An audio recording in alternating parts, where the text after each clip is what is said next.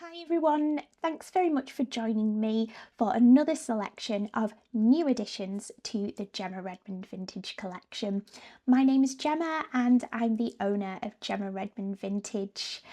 As always, these pieces will be being added to my website very soon, but if there's anything you'd like to inquire about prior to them going live, please don't hesitate to get in touch, and you're also welcome to make a purchase before they get added to the website if you would like to do so too.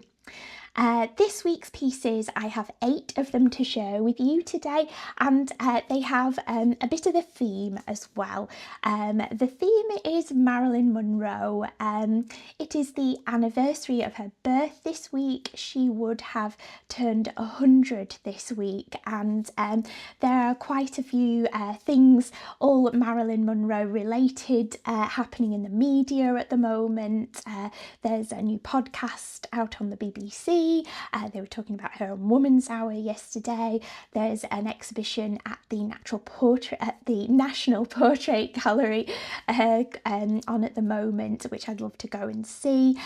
So I thought I'd pick a selection of pieces that Marilyn may have chosen or liked to wear. Certainly, we know from the famous song in How to Marry a Millionaire, diamonds are certainly a girl's best friend, but paste and rhinestones are also a girl's best friend too, certainly this girl's best friend as well. The pieces, we've got quite a few sparkly pieces, some reds in there, some pearls too. Let's take a look through them. We range in date, we're going from the Art Deco era right through to the 1990s today. So let's begin with what I'm wearing. I'm going to start first of all, I think, with these earrings, these really, really impactful, bold red rhinestone and red glass earrings. These earrings were made by Schiaparelli. They were made in the 1950s in America by most likely the Lissner Company, who were licensed by the designer Elsa Schiaparelli to produce jewellery in her name in the United States. This jewellery is very, very collectible and becoming increasingly more collectible since, thanks to the real sort of resurgence of the fashion house of Schiaparelli under Daniel Rosebery. So these earrings are certainly a real antique of the future, an heirloom piece. You can see that we've got this lovely sweeping swirled silver tone metal design, detailed with red faceted rhinestones and a lovely ruby red cabochon at the base here, really nice and juicy. These earrings are signed as well on the reverse. I'll hold them up so you can get a closer look.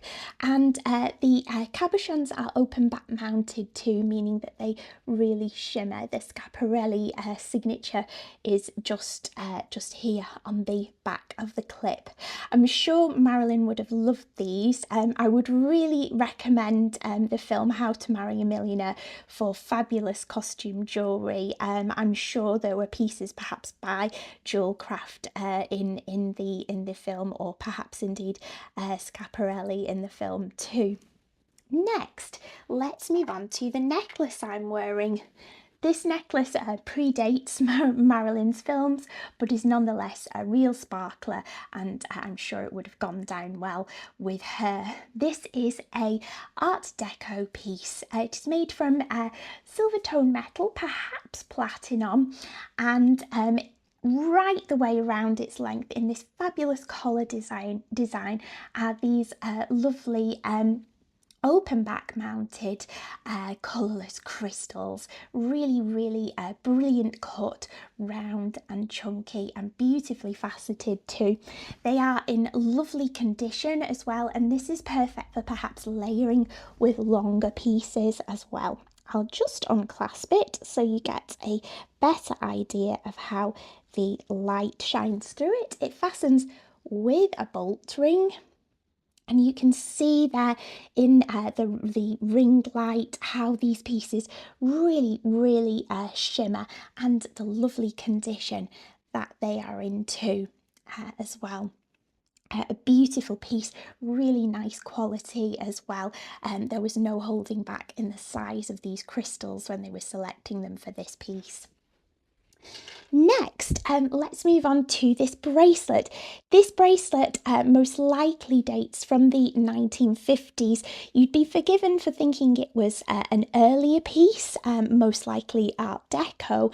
However, it's a 1950s creation, I believe. And I believe it's a later creation by the Schreiber and Hiller Company, or possibly a company replicating their designs. It is vintage, it is 1950s, but due to the weight of the metal and the high polish of the metal, I'm not entirely convinced whether it is exactly by the German Schreiber and Hiller Company, who were famed for their channel set rhinestone pieces. It does certainly have the look of their work, but not the materials of their work. So I'm leaving it open to the buyer, if you like, if you would like to sort of delve further into researching the piece. But nonetheless, it does have that Schreiber and Hiller look. So it fastens with a box clasp as well, which is nice, and it's quite a nice long length too, perfect for perhaps layering or for wearing alone as well. As you can see, the box clasp opens nice and easily, and you can see that the rhinestones sparkle beautifully. It is in really lovely condition, this piece as well. So most likely German, but more 1950s than Art Deco. It has that Art Deco look, however. Next, let's move on to a brooch. This is a really pretty brooch, and I'm sure it would have looked fabulous worn on the lapel of one of Marilyn's blazers. This is a rhinestone piece, as you can see, and it's sort of, we've got these daisy designs in sort of a linear pattern here, set with navette and round colourless rhinestones, and then interspersed with these ruby red rhinestones here as well. You can see that it's lovely quality, and the fastening pin is nice and long and strong too. It almost has the look of a West German piece by the likes of Max Muller, perhaps, but I don't believe it is, but it has that sort of look to it, which is really nice to see. Next, let's move on to another pair of earrings. We have these 1980s earrings, which are sort of 1980s does Art Deco in their appearance. They are possibly French in origin. We've got this black resin sort of sunray design at the top here and geometric design beneath, and it's detailed with colourless rhinestones, and then this fan-like or sunray-like design picked out in frosted glass at the top and bottom of these clip-on earrings. As you can see, the clips on the reverse are in lovely condition, and these are real statement pieces for sure. So I'll just clip them in here so you can see how they hang, and you can see the Art Deco style, the black and the frosted glass contrasting against each other, the geometric and sunray like designs working well together. These are a great piece, I think, for a summer evening with a black maxi dress perhaps, and a clutch bag. They are really impactful and bold, and I'm sure Marilyn would have loved them too. So Next, let's move on to another necklace. This necklace is a fabulous and impactful multi-strand faux pearl necklace. The faux pearls are glass, and we've got 3 strands here, and then they culminate in this fabulous tassel design here with this lovely overlap of the beads at the center here, this gathering created by more strands of faux pearls. This design is really reminiscent of the work of Louis Rousselet. So this necklace is possibly French in origin and possibly Louis Rousselet. However, the clasp I haven't really seen on Rousselet pieces before, so I'm a little reluctant to say it is Rousselet for certain. The necklace does date from the 1950s. It's a box clasp here that fastens at the top. I'll just clip it in. There we go. And you can see how it looks worn, how dramatic it looks, and the swag effect here is really, really nice below too. It works particularly well with a pop of colour, I think, but yes, it's a great statement 1950s piece.